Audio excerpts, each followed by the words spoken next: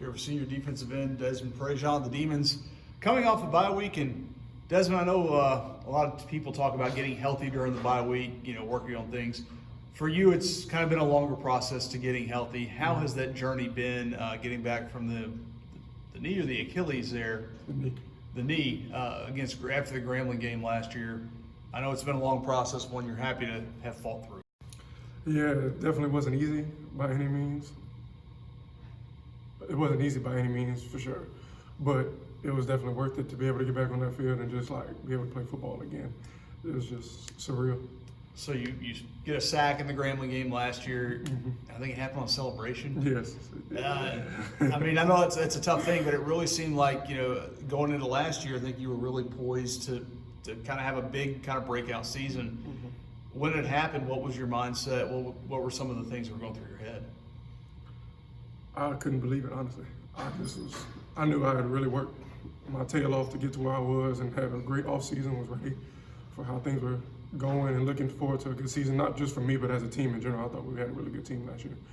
And just kind of couldn't believe it, but as soon as I knew what it was and I had talked to all the doctors, had the surgery and whatnot, and I was just ready to attack the rehab and get back to playing football again.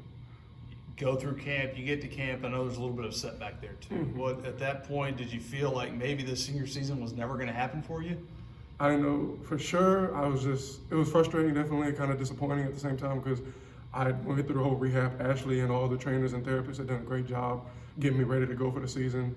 And at that point, it was just kind of a disappointment at the most, but I was still pushing because I know this is my senior year, so I want to do everything I possibly could to get back on the field with my teammates. Through it all, what's been some of the biggest lessons you've been able to take from that? So, a lot, because this was definitely one of the hardest things I've had to go through, just pushing through, but just believe in yourself, I guess. And that's one of the biggest things, and keep pushing no matter what, stay mentally strong through it all. And, I believe in God, I believe in my God, and I know He's got me through it all.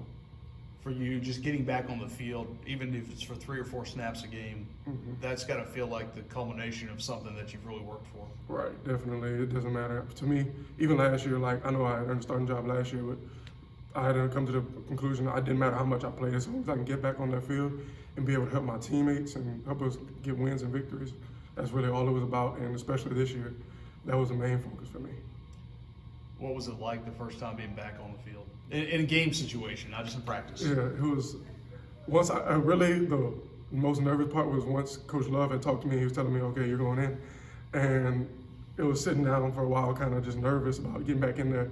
But once I finally got back out on the field, it was just kind of football again. I started looking at, okay, what do I need to do here and there, and start thinking about what they're going to do. And it was just playing football. Did you feel like a freshman again? I didn't feel like a freshman. I definitely, because that was the first time I got on the field as a freshman was a whole different type of nervousness. But this time I was just ready to go.